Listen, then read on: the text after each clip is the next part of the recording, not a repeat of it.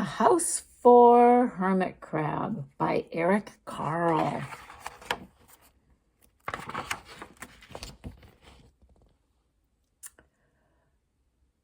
Time to move, said Hermit Crab one day in January. I've grown too big for this little shell. He had felt safe and snug in his shell, but now it was too snug. Hermit Crab stepped out of the shell and onto the floor of the ocean. But it was frightening out in the open sea without a shell to hide in. What if a big fish comes along and attacks me, he thought. I must find a new house soon.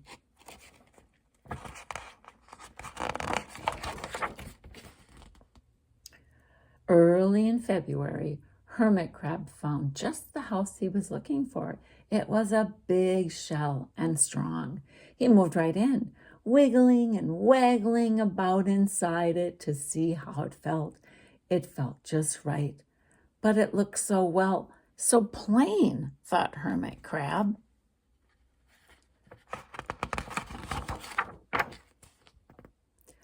In March, Hermit Crab met some sea anemones.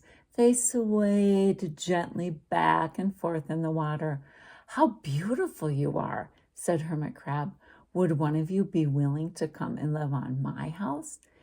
It is so plain, it needs you. I'll come, whispered a small sea anemone. Gently, Hermit Crab picked it up with his claw and put it on his shell. In April, Hermit Crab passed a flock of starfish moving slowly along the sea floor. How handsome you are, said Hermit Crab.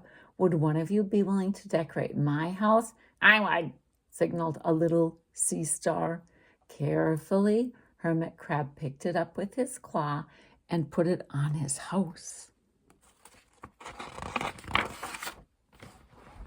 In May, Hermit Crab discovered some coral.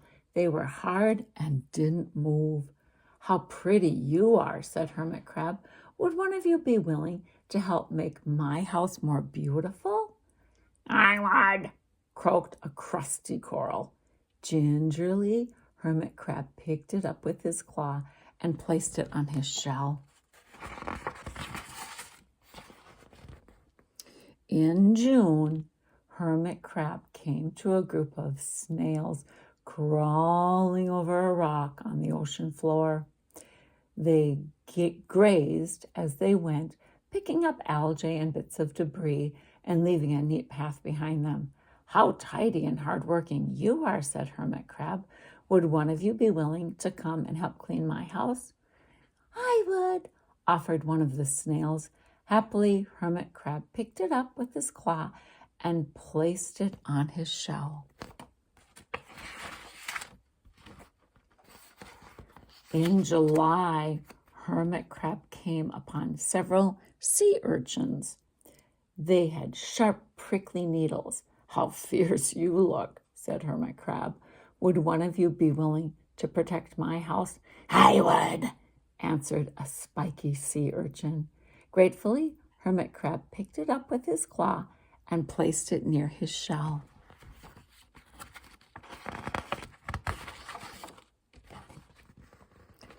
In August, Hermit Crab and his friends wandered into a forest of seaweed. It's so dark in here, thought Hermit Crab. How dim it is, murmured the sea anemone. How gloomy it is, whispered the starfish. How murky it is, complained the coral. Can't see, said the snail. It's like nighttime, cried the sea urchin. In September, Hermit Crab spotted a school of lanternfish darting through the dark water. How bright you are, said Hermit Crab. Would one of you be willing to light up our house? I would, replied one lanternfish, and it swam over near the shell. In October, Hermit Crab approached a pile of smooth pebbles. How sturdy you are, said Hermit Crab. Would you mind if I rearranged you? Not at all, answered the pebbles. Hermit Crab picked them up one by one and with his claw and built a wall around his shell.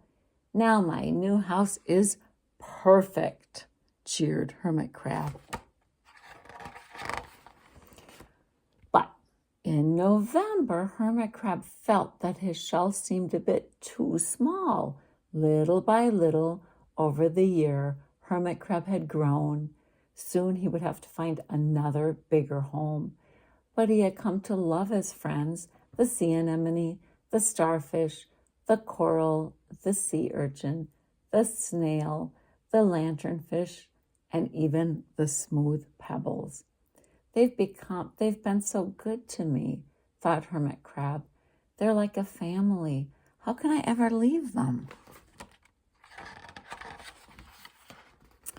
In December, a smaller hermit crab passed by. I've outgrown my shell, she said. Would you know of a place for me? Well, I've outgrown my house too, answered Hermit Crab. I must move on. You are welcome to live here, but you must promise to be good to my friends. I promise, said the little crab. The following January, Hermit Crab stepped out and the little crab moved in. Couldn't stay in that little shell forever, said Hermit Crab as he waved goodbye. The ocean floor looked wider than he'd remembered, but Hermit Crab wasn't afraid. Soon he spied the perfect house, a big empty shell. It looked, well, a little plain, but sponges, he thought, barnacles, clownfish, sand dollars, electric eels. Oh, there's so many possibilities. I can't wait to get started. That's in honor of Thomas's former friends, Ronan and Slick Rick.